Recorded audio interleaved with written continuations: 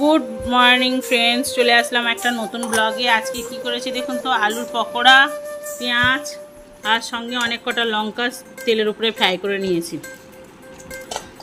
আপনারা কি খাওয়া দাওয়া করেছেন অবশ্যই কমেন্ট করে জানাবেন। ছোট্ট একটা মিনি ব্লগে সবাইকে স্বাগত। মা খাও, খেয়ে বলো কেমন হয়েছে।